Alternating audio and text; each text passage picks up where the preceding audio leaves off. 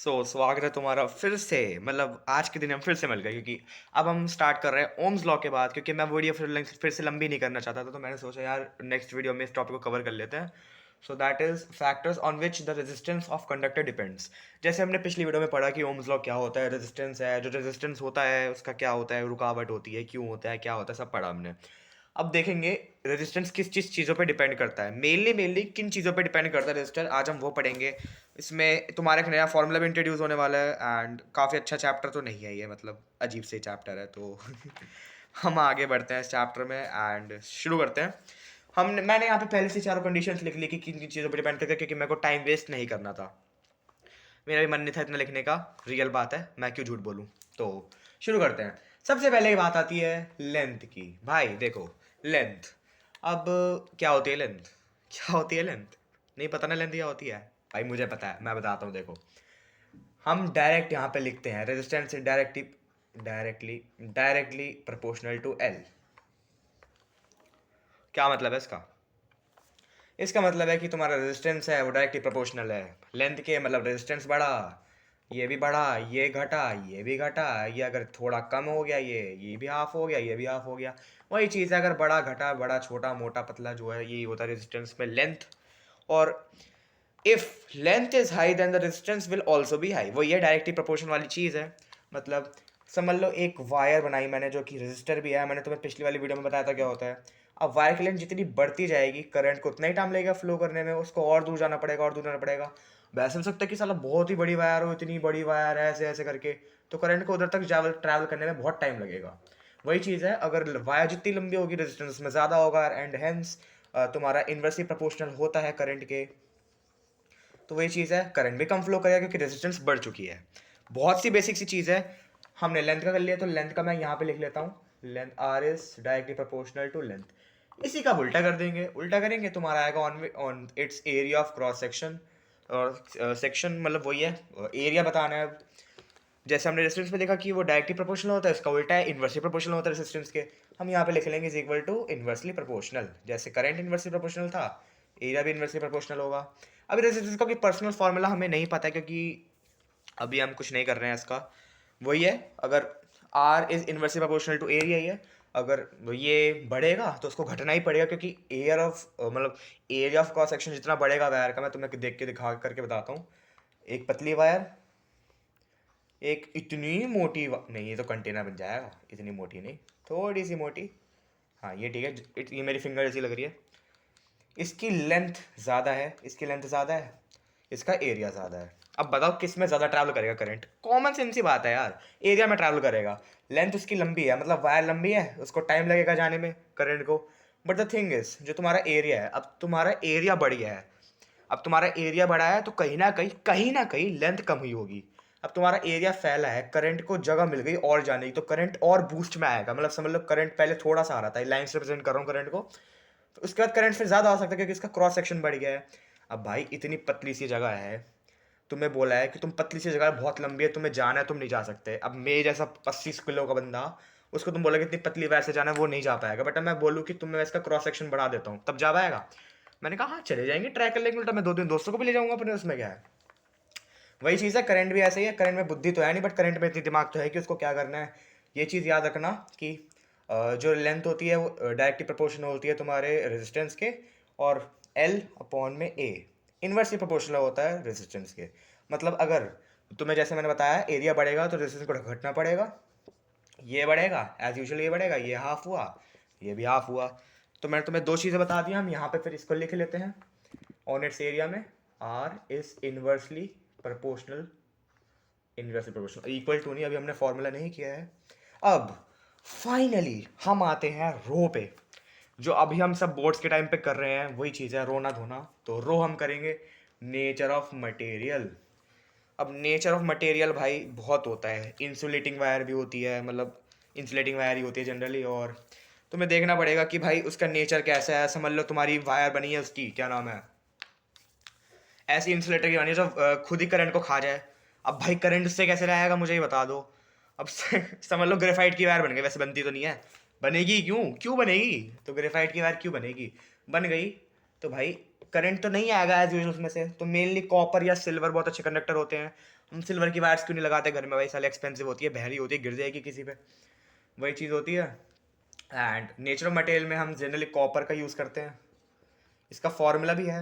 और nature of material को हम करते हैं, क्या नाम है, नेचर ऑफ मटेरियल को हम शो करते हैं रो से।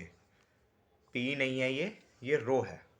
रो का साइन कुछ ऐसे होता है, मतलब पी है ना, पी की एक पूछ निकाल दी, तुम्हारा रो बन गया। फनी जोक नहीं था, ये रो ही होता है। एंड रो, अबे यार ये मार्कर नहीं चलता मेरा। रो जो तुम्हारा है वो डिपेक्ट करता है तुम्हारा नेचर ऑफ मटेरियल को। तो जो तुम्हारा नेचर है वो तुम्हारा रो से डिपेंड होगा। एंड जैसे हमने अभी पढ़ा, resistance is directly proportional to length and resistance inversely proportional to area of cross section. वही चीज़ है, अगर हम रो नेचर ऑफ मटेरियल समझ लो, किसी कॉपर की वायर है, अब कॉपर की वायर तो भाई इंसुलेटिंग, मतलब कॉपर की वायर तो अच्छा कंडक्टर होती है ना।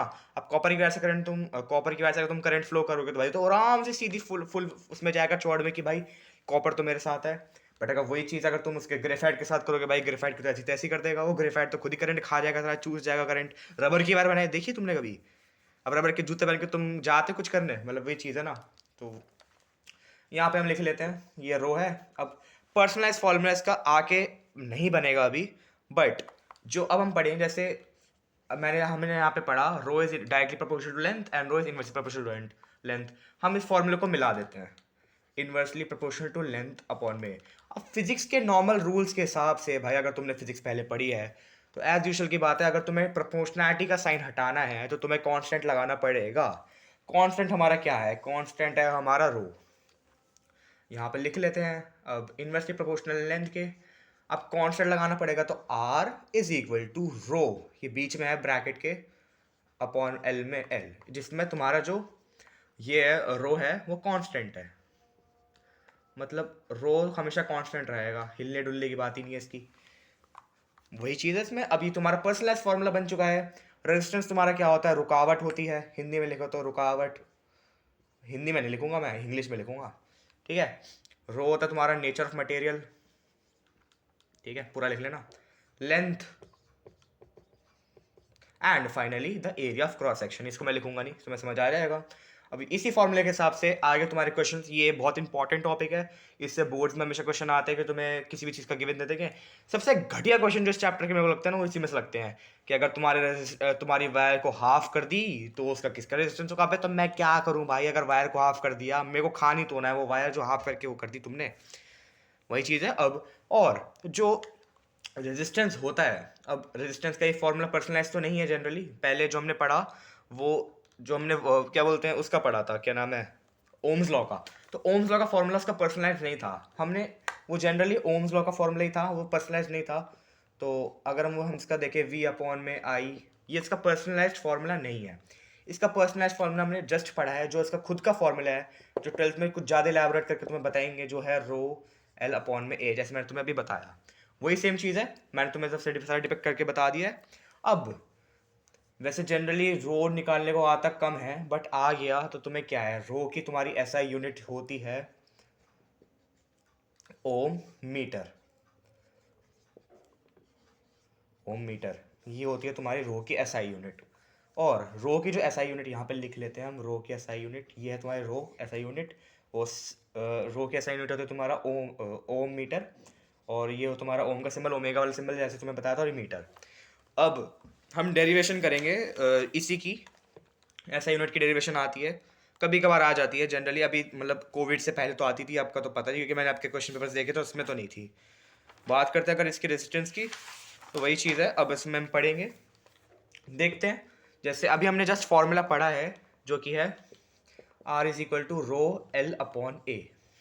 अब डायरेक्ट तुम्हें ऐसा यूनिट निकालने, सबके ऐसा यूनिट्स लिख दो। रेजिस्टेंस क्या होती है फटाफट लिखना, ओमेगा।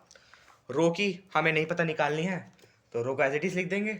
लेंथ की क्या होती है, पढ़ा ना तुमने पहले, लेंथ की होती है मीटर। एरिया की क्या होती है, एरिया की सरफेस एरिया वाला चैप्टर पढ़ा है भाई मैंने, मुझे पता है। एरिया की होती है मीटर स्क्वायर, और वो मतलब वॉल्यूम की मीटर क्यूब होती है, इसका कुछ काम नहीं है यहाँ पे। देख लो यहाँ पे क्या कट रहा है, सर सीधा सीधा दिख रहा है क्या कट रहा है, स्क्वायर है, स्क्वायर मीटर गया एक, या तुम्हारा मीटर। तो ये तुम्हारा आ गया rho is resistance is equal to rho, और ये तुम्हारा मीटर, मीटर चले जाएगा यहाँ पे, मतलब रेजिस्टेंस, तो इसको हम ओम ही लिखते हैं। ये रो अपॉन में मीटर, मीटर चले जाएगा यहाँ पे, ये आ गई तुम्हारी ओम मीटर इज इक्वल टू रो। ये है तुम्हारी डेरिवेशन का फॉर्म, मतलब जो इसकी डेरिवेशन है, कभी कभार आती है, मैंने तुम्हें एज यूजुअल बोला, ये पहले नहीं आता। ये है तुम्हारा ओम मीटर। अब हमने इसके चारों फैक्टर्स कंप्लीट कर लिए हैं, बट एक फैक्टर अभी भी रहता है, दैट इज टेम्परेचर। मैंने चारों गलती से बोल दिया, अभी मैंने ये क्यों काट दिया, चार मैंने गलती से बोल दिया, चारों नहीं, लाइक हमारा ये हो चुका है। एंड अब टेम्परेचर की बारी आती है। टेम्परेचर में एज यूजुअल तुम्हारा कुछ ज़्यादा नहीं है, टेम्परेचर डिपेंड तो करता ही है यार, वो बात तो है ही। अब कोई वायर है, वायर का टेम्परेचर हमने बढ़ा दिया, वायर का टेम्परेचर बढ़ा दिया, वायर में कुछ टेम्परेचर डिपेंड करेगा ना कि वायर का टेम्परेचर कभी कभार पता है क्या क्वेश्चन आते हैं कि वायर का टेम्परेचर निकाल दो, अभी तुम पागल हो कि हम तो नहीं निकाल रहे वायर का टेम्परेचर, ऐसा क्वेश्चन जनरली नहीं आता, बट अगर आ गया तो मेरी तरह चाहिए, क्योंकि मुझे ये टेम्परेचर वाला क्वेश्चन बिल्कुल नहीं आता, पहले बता रहा हूँ। टीचिंग में घुस तो हो गया, लेकिन मेरे को टीचिंग ढंग से आती नहीं है, वो बात अलग है। टेम्परेचर की बात करते हैं। टेम्परेचर तुम्हारा जो है, क्या है टेम्परेचर? तुम्हारा तो एक वायर है, मेरी वायर हमेशा नहीं बनती। अब समझ लो वायर यहाँ पे टेम्परेचर बहुत ठंडा है, यहाँ पे ठंडा चल रहा है, बहुत ठंडा टेम्परेचर है, तो डिपेंड करेगा कि रेजिस्टेंस जो वहाँ पे है उसको क्या, मतलब अगर रेजिस्टेंस से हिसाब से तुम्हारी जो वायर है वो थोड़ी सी हॉट हो रखी है, थोड़ी गर्म हो गई है मेरी तरह, तो वही एज यूजुअल है, करंट उसमें तेज फ्लो करेगा। वही बात है, करंट ठंडा है, मतलब यहाँ पे आसपास ठंडा क्लाइमेट है, ये थोड़ा सा डिपेंड करेगा। अब इसके क्वेश्चंस नहीं आते हैं जनरली, 12th में आते हैं या फिर 11th में आते हैं, इसका पर्टिकुलर फॉर्मूलेस भी होते हैं टेम्परेचर के। टेम्परेचर डिपेंड करता है, इसकी डेफिनेशंस करके जाना बहुत इंपॉर्टेंट होती है। और इसकी जब हमने सब डिस्कस कर लिया, रिकैप के लिए दे देता हूँ। लेंथ डायरेक्टली प्रोपोर्शनल होती है रेजिस्टेंस के, और इनवर्सली प्रोपोर्शनल होता है तुम्हारा एरिया, रो होता है तुम्हारा nature of material, metallic wire वगैरह जो हमने अभी पढ़ा जस्ट। टेम्परेचर अभी उसका कुछ नहीं है, टेम्परेचर में जनरली वही है, टेम्परेचर डिपेंड्स करता है, ये सबसे कॉमन सेंस वाली चीज़ है कि टेम्परेचर क्या होगा, वायर का क्या है। हमने चार चीज़ें पढ़ ली है।